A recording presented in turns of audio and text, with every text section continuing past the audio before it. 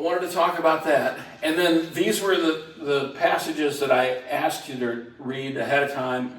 I sent it on the email. I sent it late last night, so you might not have had a chance to. But I want to read through these real quick. Matthew 14:23. And just popcorn. If you got it, go ahead and read it. And then we'll go to Mark 1:35. And after he dismissed the crowds, he went up to the mountain by himself to pray. When evening came, he was there alone. Okay, Mark 1:35. And rising very early in the morning, while it was still dark, he departed and went out to a desolated place, and there he prayed. Mark 6:46. After leaving them, he went up on a mountainside to pray. Luke 5:16. But Jesus often withdrew to lonely places and prayed. And Luke 6:12. One of those days, Jesus went out to the mountainside to pray and spent the night praying to God. So over and over and over again, these are just some of the passages. Over and over and over again, we see Jesus leaving everybody else, going to a desolate place up on a mountain, somewhere where he could pray. And he prayed a long time. We see in the Garden of Gethsemane, he was praying so long that, Peter and John, they had this big Thanksgiving Day meal. It wasn't Thanksgiving Day, but it was Passover. They were stuffed, and they kept falling asleep. They couldn't stay awake. And Jesus kept praying, and then he would come back, wake up, pray with me. So Jesus was always praying, and he was praying for extended periods of time by himself. He'd go away and pray.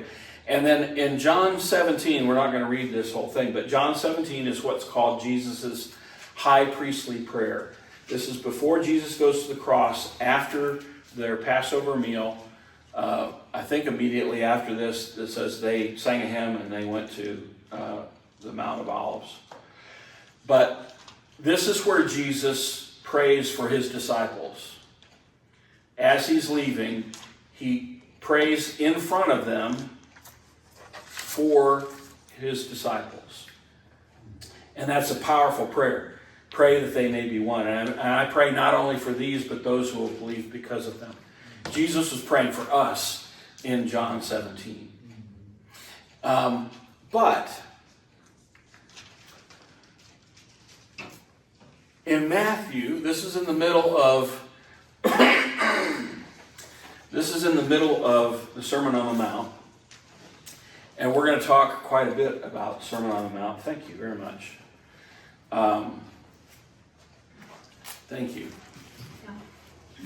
We're going to talk about Sermon on the Mount here next week, because I think that's critical for what we're going to talk about, the Disciples' Compass. But this is in the middle of the Sermon on the Mount. Jesus says, and when you pray, do not heap up empty phrases as the Gentiles do, for they think that they will be heard for their many words. Do not be like them, for your Father knows what you need before you ask him. So when Jesus is talking to his disciples, he's like, you don't have to pray long prayers like the Gentiles do, like the Pharisees do.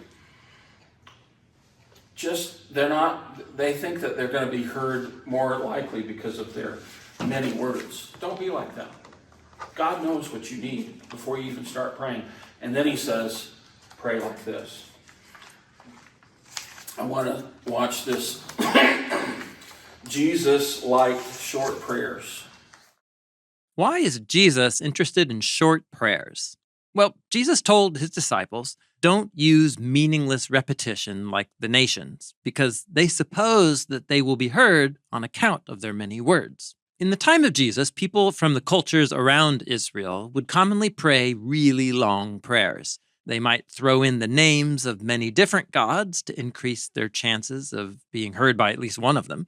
Or they might flatter the gods with compliments and fancy titles, hoping to persuade them to pay attention. In 1 Kings chapter 18, the prophets of Baal pray all morning long to Baal, and they get no response. In Acts chapter 19, a mob in Ephesus shouts a prayer to the goddess Artemis for 2 hours before the city clerk tells them to give it a rest. For Jesus, prayer is not about winning an audience with God or compelling God to do something he doesn't want to. Jesus portrayed God as a father who deeply cares about his children. As he says, your Father knows what you need before you even ask him.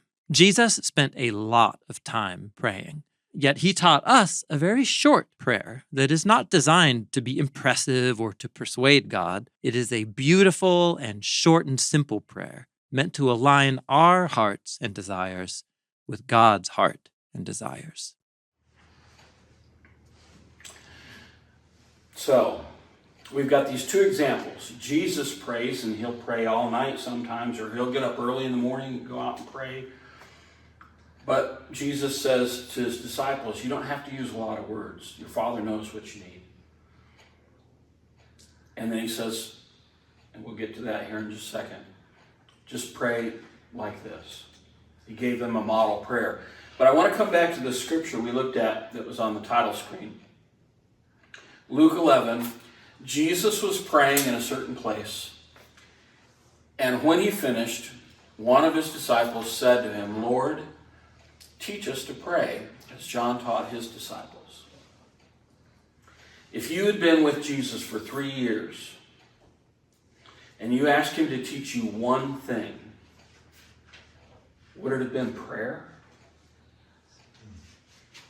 I mean, I think this tells us a lot, because whoever asked him knew that the secret, if it was a secret, the source of his power, the source of his authority, came from the times that he spent in prayer. Of the one question, nowhere else does it say, Jesus, teach us to heal people. Jesus, teach us to do whatever.